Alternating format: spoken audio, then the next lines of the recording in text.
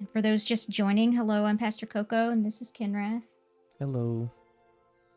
And today we're finishing up with a part three of a three-part discussion about what is arguably one of the most influential collections of teachings in all of human history.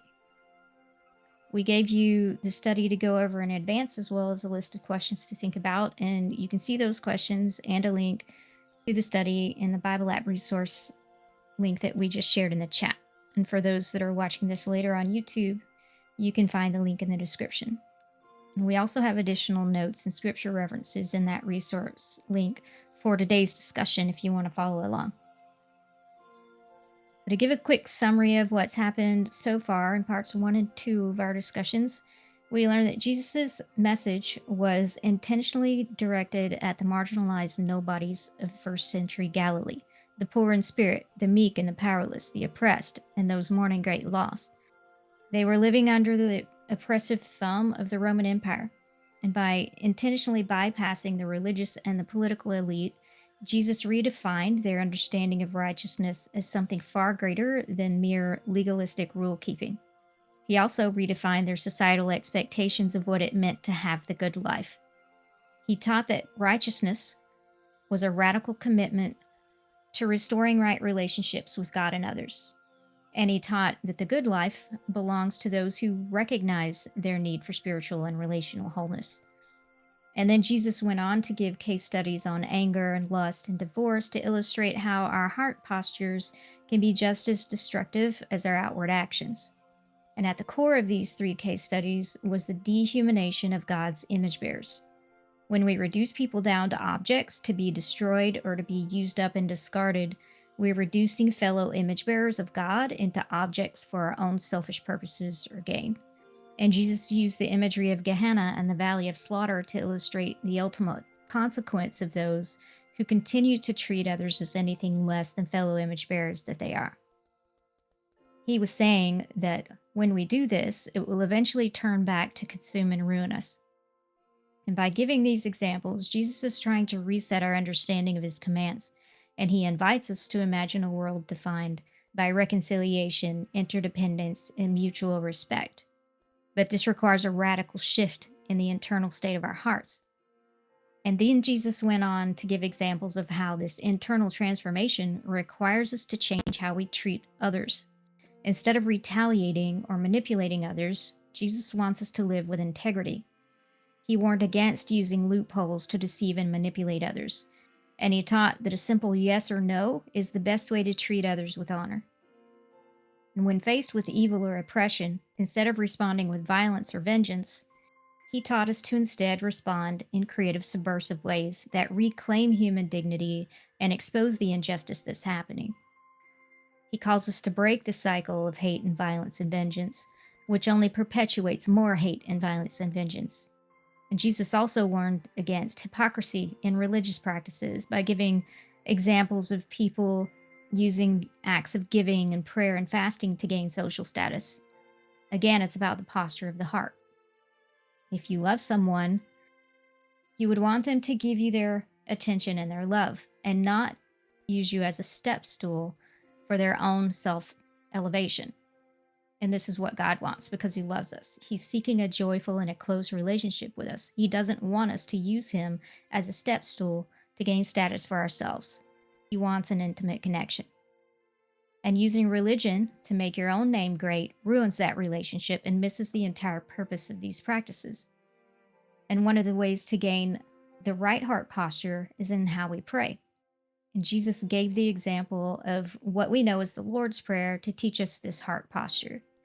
Rather than treating God as a vending machine for our personal wants, this prayer teaches us how to actively reflect on God's character and will in the world, and how there are other people out there besides us who also have troubles, and that God is working in the world for the betterment of more than just one individual. It gets us to look outside of ourselves and begin to actively participate in the answer to the prayer we're praying, and to be a part of the renewal and restoration of the world. And it also teaches us to humbly acknowledge our own capacity for evil. When we use injustice and abuse to respond to injustice and abuse, we're perpetuating the very thing he's calling us to stand against. So that was a summary of what we've learned so far. And you can find those videos on YouTube if you want to check those out later or go through the study. And now we're picking up with day 8 of the study, which covers the part of the Sermon on the Mount where Jesus addresses wealth and worry. He taught that our relationship with possessions is a more accurate indicator of our spiritual health than any external religious acts. In Matthew 6:21, Jesus said, "For where your stored wealth is, there your heart will be also." He wasn't saying that possessions and wealth are bad. He was warning us not to let our possessions own us. All of these things that we own will someday rot and decay, and they'll be no use to us when we die. So, when we let these material possessions get in the way of our relationships with God and other people, it can yet again lead down a path of destruction. He warned that it can also make us worry about losing those things that aren't going to last. So then we end up prioritizing protecting those things and valuing those things over other human beings. And this yet again gets in the way of healthy relationships with God and others. So instead, Jesus wants us to prioritize the kinds of things that will last into eternity. And these would be things like generosity and loving relationships with God and other people, and compassion for your fellow image bearers. And he invites us to trust God as a generous Father who will provide what we truly need and not just what we want. Because often the things that we want could actually lead to our ruin. God knows what we ultimately need, He knows what will ultimately harm us and what will ultimately help us. And Jesus wants us to trust Him in that wisdom. And in Matthew 6:27 through 34 of the BibleProject Scholarship team's translation, Jesus says, "And who among you is able to add an hour to your lifespan by worry? And about clothing, why do you worry? Pay attention to the lilies of the field, how they grow. They don't labor and they don't weave cloth. But I say to you all that not even Solomon, with all his honor, clothed himself like one of these. Now, if the grass of the field, which is here today and tomorrow is tossed into the furnace, is clothed this way by God, won't He much more clothe you all who have so little trust? So then don't worry, saying, what will we eat? What will we drink? What will we wear for clothing? For the nations, they constantly seek all these things, and your Father in the skies knows that you need all that. Rather, first of all, seek for His kingdom and doing what is right by Him, and all these things will be added to you. So then don't worry about tomorrow. Tomorrow can worry about itself. Each day has enough trouble of its own." Brings us to our first question today. How has this study changed your thinking about wealth and possessions and worry? I'll give my answer to that question. And I guess I'll just preface this if it's not obvious already. These are just my personal thoughts and the insights that have been revealed to me at this point in my journey with Christ. So I try to do my best to share my experiences and then give advice and encouragement on how others can go about it as well through what I've learned. But yeah, worry has been a huge part of my life. And there's a lot of things I worry about that don't matter and that I shouldn't worry about. And when it comes to possessions, yeah, I definitely have many things that I value, and I've thought about what I would do if they were taken from me. Or even, if I had to give them up, if I would even be willing to give them up in the first place. And that's something I hope would come easy to me in that instance, but I also don't know how I would truly react in those moments. And the more I think about it, the more that I realize that there are so many things that I hold on to and I don't even notice. God blesses us with many things, and it's okay to enjoy those blessings. As Coco mentioned, having possessions isn't a bad thing, and enjoying them is not a bad thing. But when I think about it, how much am I really trusting God if I'm more focused on what He's given me than on Him? And I see it time and time again, both in my own life and in others' lives, how we tend to rely on our own possessions more than we rely on God, and how we spend so much time and effort trying not to lose what we already have, and how what once were conveniences of modern society have now become necessities in our culture that we can't live without. Um, we're so invested in things like our technology, like phones and computers nowadays, that we can't function in a healthy manner without them. God didn't design us to live with reliance on these things over reliance on Him. And we can't position ourselves to bless others if we're sitting around doom scrolling on social media all day. And that's why fasting from technology is something that I highly encourage. And I've been incorporating that into my life as well. Uh, because, it's healthy to just take breaks from things and refocus your perspective, and get our eyes set on the things that truly do matter and off of the things that will pass away and that are temporary in this world. Um, and as I always say, it's all about perspective. And the more we move our focus away from those daily distractions of our modern world, um, the more we can set our focus on God and serving others. Yeah, and this lesson reminds me of the warning in Deuteronomy for the people to not forget God's provision and rescue when they attain prosperity in the promised land. In Deuteronomy 8:11-14, Moses said to the people to take care that you do not forget the Lord your God by failing to keep his commandments, his ordinances, and his statutes that I'm commanding you today. When you have eaten your fill and built fine houses and live in them, and when your herds and your flocks have multiplied, and your silver and gold is multiplied, and all that you have is multiplied, then do not exalt yourself, forgetting the Lord your God, who brought you out of the land of Egypt, out of the house of slavery. This wasn't about God being selfish and wanting praise. He knows our hearts and our behaviors better than we do. We are blessed so that we can bless others. But often we hoard our blessings instead of extending them to others. And we can end up caring more about our physical possessions than our fellow image bearers. I'm seeing more and more stories on the news of children killing each other over $25 vape pens. It's wasteful.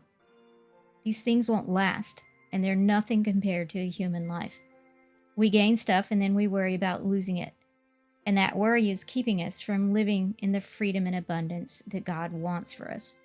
We're unable to enjoy the blessings of today because we're worried about what may or may not, or probably won't, happen tomorrow. And then we lose out on what He has for us today. And this happens to me all the time. I worry about what might happen tomorrow or in a month, and then I'm unable to just sit in the blessing and peace I know that He's given me today. And it's something that we all need to be aware of and work on in our own lives. Yeah. Let's check the comments. And we're checking Twitch as well if y'all want to welcome those on Twitch. If y'all want to participate, we're checking Twitch chat as well. Yes. But Discord chat, one person said the study was very eye-opening to me. Ever since I did it, I started focusing on having that mentality of seeking treasures in heaven and not on earth. This doesn't mean I've been careless with my earthly responsibilities, but it changed the way I see them. I no longer seek for the best results, or at least try my best, out of anxiety or to prove myself before others, but for the glory of God, I seek to do my best without sacrificing my health and my relationship with God. Sometimes that means doing a bit less, not out of laziness, but because I want to focus on heavenly treasures, because these might be invisible to our senses many times, but they have impact in both the temporal and eternal. I think that's good for all of us to start doing, is do less so that we can do more. are better things, things that last. Yeah. Yeah. I think it's again perspective. Mm-hmm. Perspective is what matters most. Um well, it matters a lot. It's not the thing that matters most, but it's a very important factor on when it comes to the things we do. Um and yes, we should definitely take care of ourselves. Because you know, our bodies are also of temples of the Lord as well. So yes, we have to take care of ourselves, but um, Mm-hmm. having that perspective where we're fixed on God and focused on what He wants us to do, that's the perspective we need to have. It's because there will be moments where uh, the Lord challenges us, you know, to go beyond what we uh, feel we have the capacity to, but Mm-hmm. He's given us strength to do so. Um, but in order to get to that point, you have to uh, uh, have your perspective on Him. You have to have focus on Him so that you can know what the Lord wants you to do. Um, so, just wanted to add that in there, I guess. Yeah. A little Let's insight. go on. Yeah, thank you. Let's go on to the next one. The way Bible Project summarized Jesus' teachings, including regarding our things, really helped. The emphasis on the importance of not prioritizing our stuff over people and God was a firm reminder to me that I should make sure not to make any of my stuff an idol like I did at one time, but instead use those possessions to connect with others, help others, and serve God. Jesus was teaching that there's abundance, so we don't have to be stingy and can use certain things to glorify Him and help others. Yeah, Yeah, that's good. very much so. And the next one, I'm trying to see myself as citizen of heaven. I'm trying to not rely on worldly things, but on God.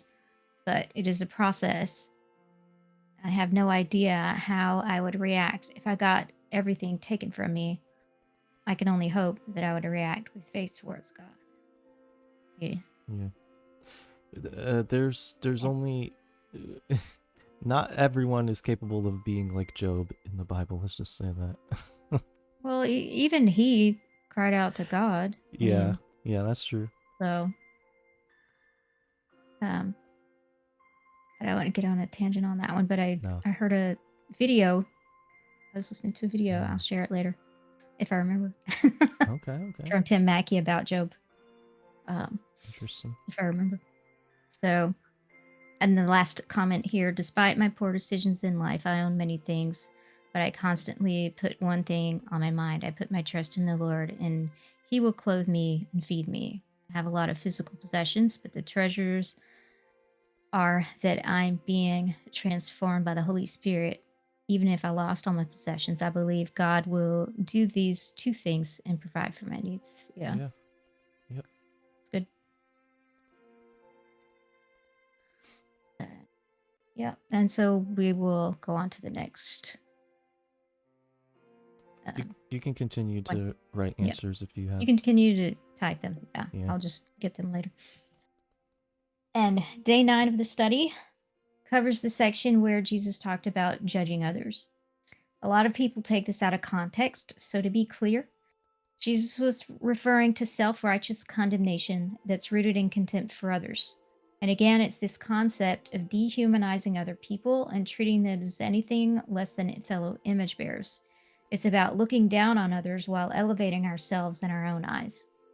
So instead of condemning others or reflexively trying to fix everything we see wrong in others, he wants us to take this as an opportunity for critical self reflection. In Matthew 7 3 through 5, again with the Bible Project Scholarship Team's translation, why do you see the speck in the eye of your brother, but you don't perceive the beam in your eye? Or how can you say to your brother, allow me to take the speck from your eye, and look, the beam is in your eye? Hypocrite, first take out the beam from your eye, and then you can see clearly the speck in the eye of your brother. In the original Greek, the word used for beam or log, depending on your translation, is not being used as a simple reference to the size difference of your faults versus the faults of the person that you're judging.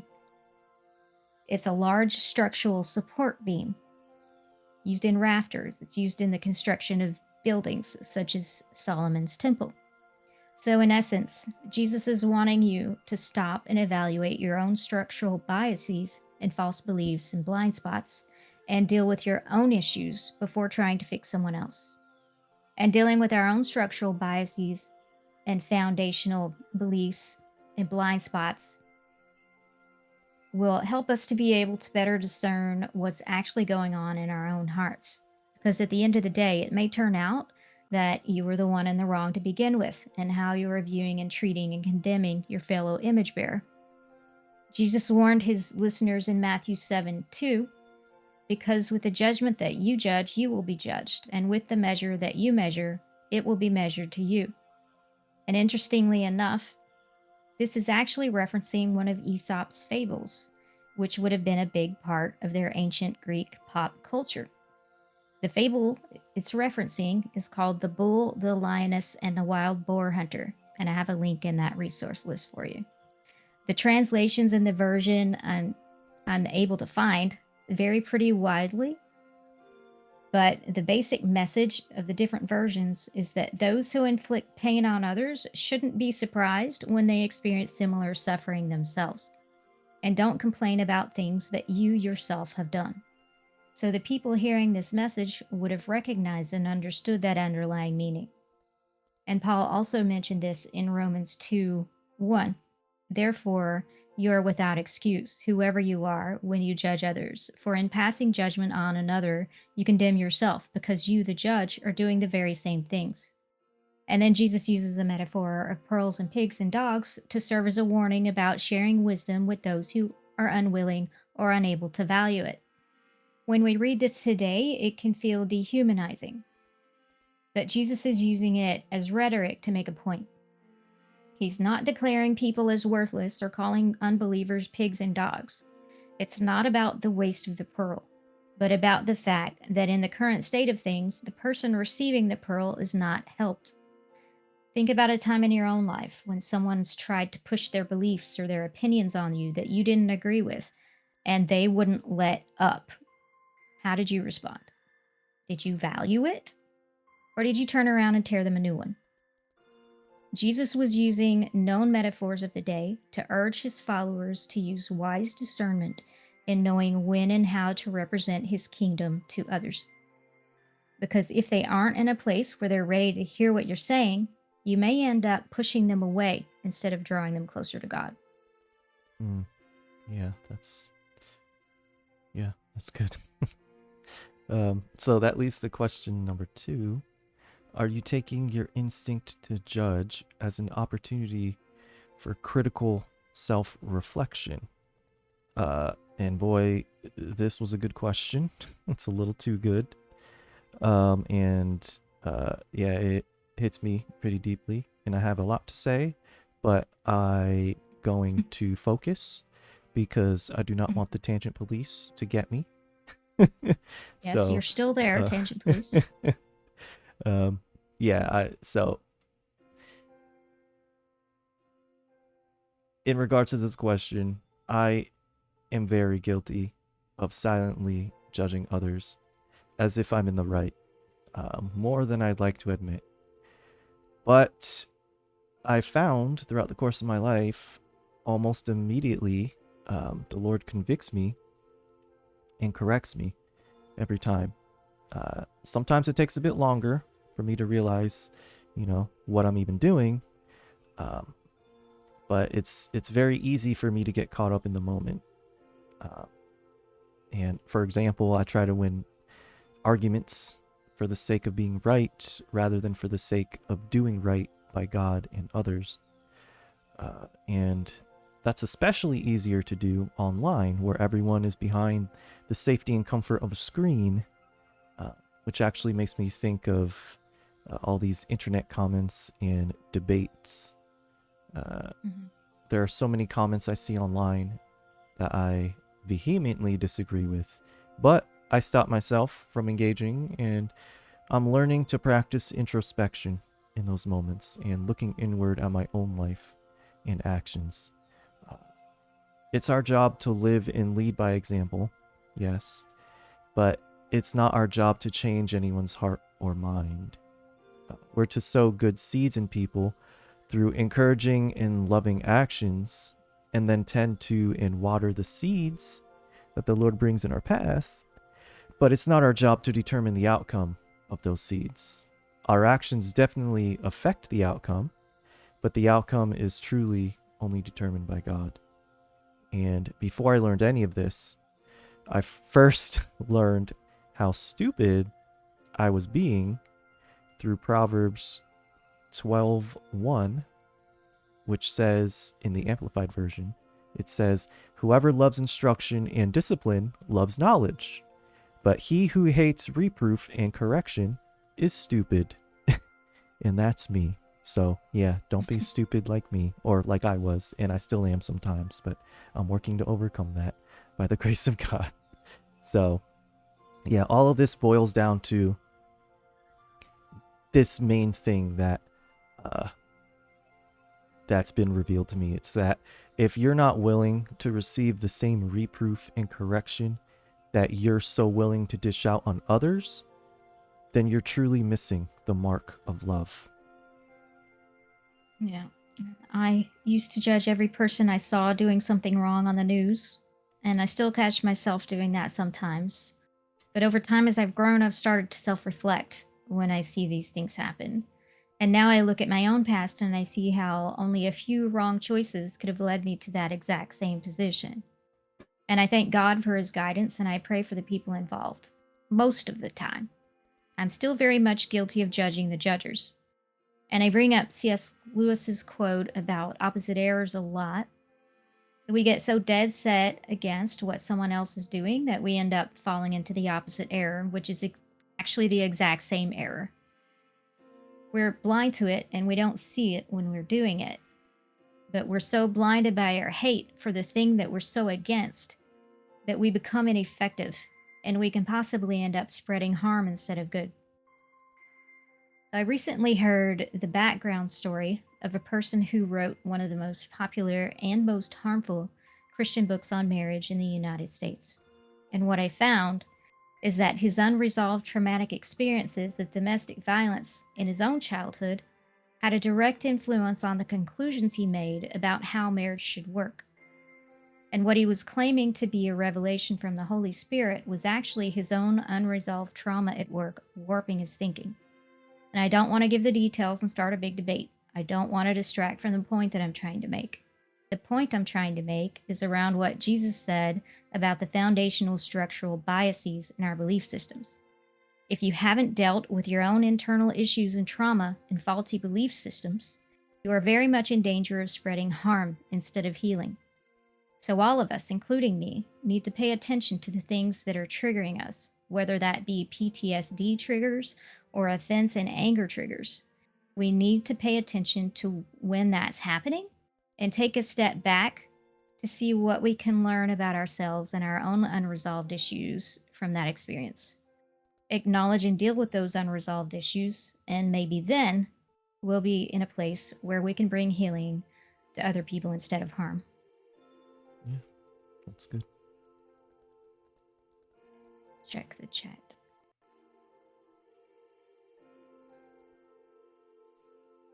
There was one that was on the last question, the first question, when we were talking about Job.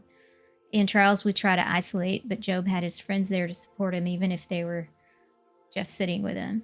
Yeah, Yeah. that's true.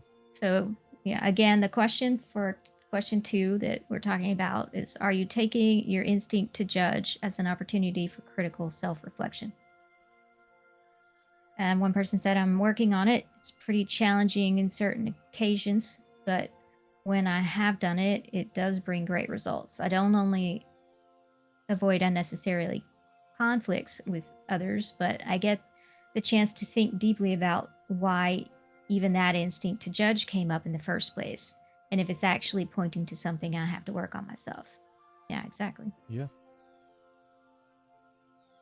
And someone else says, I've learned to try my best to not judge others harshly. Anytime I feel a need to judge someone, I realize I would be hypocritical on certain things in my life, and I would therefore have that aforementioned beam log in my eye. I have enough about myself to work on. I don't need to criticize others. My job is to love them as Christ loves us. Yep. Mm-hmm. And then somebody brought up Romans 12:21.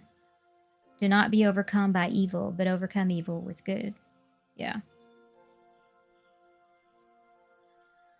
And somebody else said, from one point in time, I realized how hurtful and wrong it can be to judge others.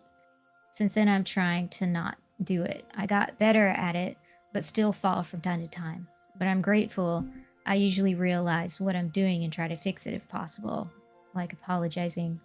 I'm honestly so saddened how much judgment is in church, especially when it's something pretty petty towards someone who practices their faith just a little bit differently. Yeah. Yeah. Oh, yeah. Somebody says maybe they shouldn't watch court TV. Yeah, that might be best. Yeah. If it's causing you to judge everyone. Yeah. Or you could start looking at it as a way to self-reflect. Yes. There's always a lesson to be learned. Yes. Just have to look for it. Same with Judge Judy, yes. Yeah. Yes, same with Judge Judy. Okay. On to day 10. Jesus closed out his message by presenting us with a choice in how we want to live our lives. And he used 3 different examples: paths, trees, and houses. And when we misinterpret these 3 parables to be simple messages about heaven and hell sometime in the future, we miss out on the deeper meanings Jesus was communicating. He wasn't only talking about a future eternity, he was talking about our lives here and now on this side of eternity. And his first example was a choice between 2 paths. The narrow path leads to life, but it's marked by constriction or social pressure.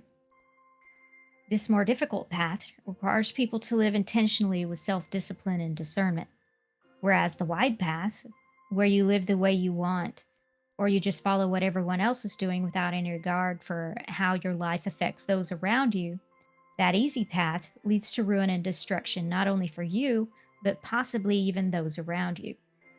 And in his second example of trees and their fruit, Jesus went on to warn that true followers are not identified by their religious performances, but by their fruit, or the actual outcomes of their decisions and their character. He characterizes good fruit as the longer term patterns of people doing the desire of the Father. And Paul also talked about this in Galatians 5:19 through 23. Now, the works of the flesh are obvious: sexual immorality, impurity, debauchery, idolatry, sorcery, enmities, strife, jealousy, anger, quarrels, dissensions, factions, envy, drunkenness, carousing, and things like these. I am warning you, as I warned you before, those who do such things will not inherit the kingdom of God. By contrast, the fruit of the Spirit is love, joy, peace, patience, kindness, generosity, faithfulness, gentleness, and self-control. There is no law against such things. When we look at people, we need to pay more attention to the type of fruit they're producing than to their outward acts of religious piety or their checklists of do's and don'ts. And the final example that Jesus gave was of 2 houses built on different foundations. One was built on the solid and unshakable foundation of rock, which is Jesus and God's kingdom, and the other was built on a very unstable foundation of shifting sand, which represented their own terms and intuitions and flights of fancy. Jesus warned that a storm was on the horizon, and while both houses would face the same storm, only the one anchored on the foundation of God's kingdom would endure, and the other house would fall, and its fall would be huge. Yeah, and that leads us to our third question and a final question for today. After hearing Jesus' teachings in the Sermon on the Mount, have the choices you've made been leading to life or to destruction? And how would you change the long-term trajectory of your choices going forward?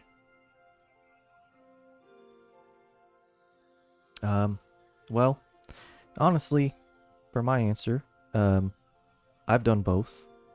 I've made choices that have led to life and choices that have made or led to destruction, and have probably made destruction along the way. Um, but I do my best to make choices that lead to life. But, I still mess up at times. What matters most is that I don't stop pursuing those life giving choices, even when I fail. Um,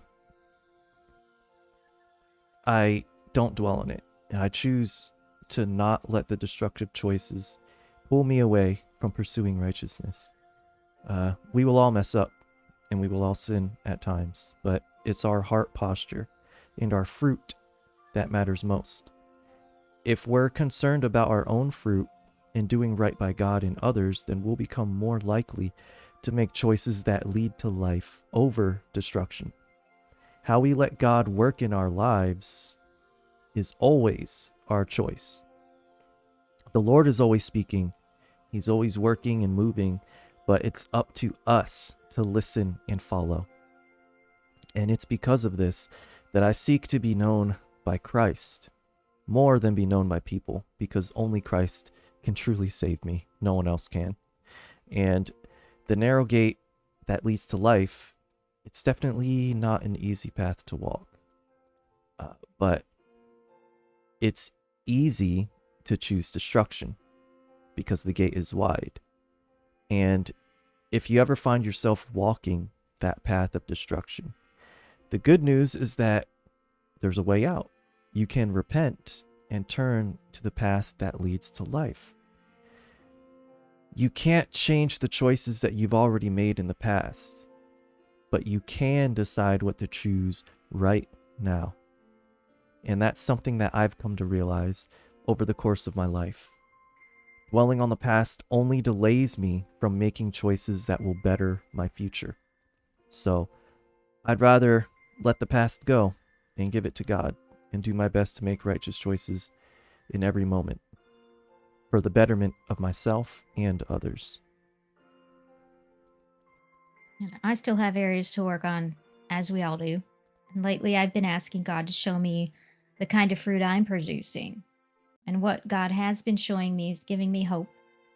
But I still have nagging doubts, and I end up focusing on my failures instead of celebrating my growth.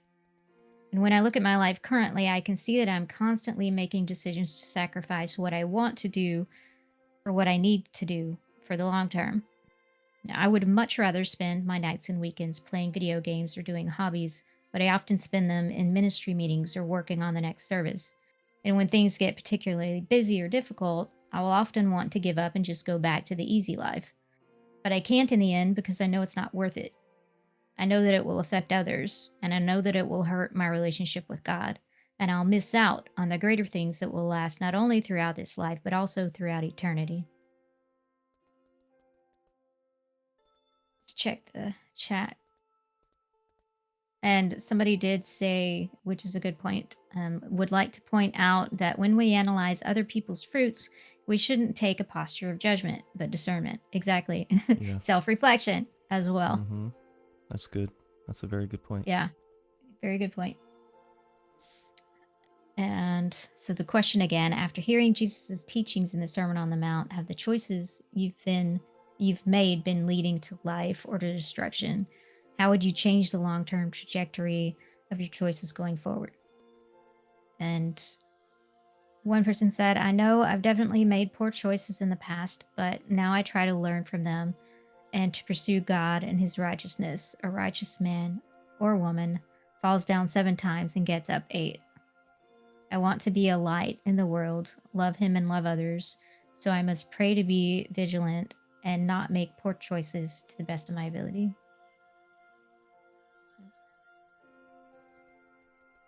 Good responses, y'all. That was the only one for that one. But that's it. That ends our study. Did you want to say anything? Um, nothing in particular. Just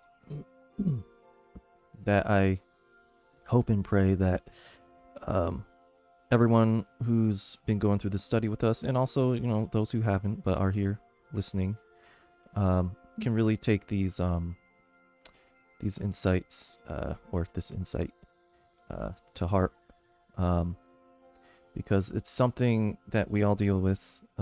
All this stuff, and the Sermon on the Mount, in general, tackles a lot of important topics, but we all can do better, and we all need to do better. So, yeah, I'm good to see, or glad to see, growth, and always celebrate that in people's lives. So, um, it's nice to be in community here, and be able to witness that firsthand, both in my own life and in the lives of people here that I'm able to witness growth and um, yeah, God's hand at work. So I do have a lot of points I want to bring up, but that will be I'll have to save that for the discussion off stream. Yeah. And so if you want to know what I have on my mind, you can You'll have to hang join out. us there. Yeah. But before that, Mm-hmm. next time we will be having a community-led service on March 21st, and that is going to be our early Easter celebration. Easter is actually coming early this year. It's going to be on April 5th, but we're going to be on break that weekend so that we can rest and let people spend time with their families and their friends in real life. So we're going to celebrate Easter early during that community-led service on the 21st. Don't be scared. It's fine. You can do it. We can talk about it offline. But we would also like to take communion that weekend. So plan to have your cup and your bread ready to go in real life if you want to take part in that. Because we take it in real life while we're also meeting in game. So we can discuss all those details in that planning off stream in Discord. I've already given you some ideas in that forum channel. If you just want to play a video, I've got options for you. You don't have to teach if you don't want to. It's easy. It's fine. It's fine. Yeah. So whoever wants to help lead that, please let us know. And those are not streamed, but you can still join us in the Discord. The community-led services, we don't stream those. And you can see all of the dates and the times in the events tab in the Discord. And the time is changing tomorrow in the United States. Time change. So for those that are not in the United States and you're on a different schedule for your time zone changes, be aware of that for the next week or two while we're off sync. and yeah. And then also our 10-year anniversary is coming up in June. Yeah, we've been around since 2016 and we want to celebrate that. So keep that on your radar. And if you want to help plan that and run that celebration, let us know. We can add you to that ticket where people are chatting about it. And then if you want to dig deeper on today's discussion, check out that resource link that I shared. And there's a link to the study that we did, as well as the scripture references and and I have some additional self-reflection questions in there that we didn't ask that you can think through about how they apply to you. And then there are links to learn more about the various topics that we discussed, including that link to the Aesop's fable that was mentioned. And for those watching this later on demand, the links will be in the show notes for you. And we'll continue talking off stream. So invite y'all to stay for the discussion. If you want to hear what Ken Rossetti had to say, hang out for that.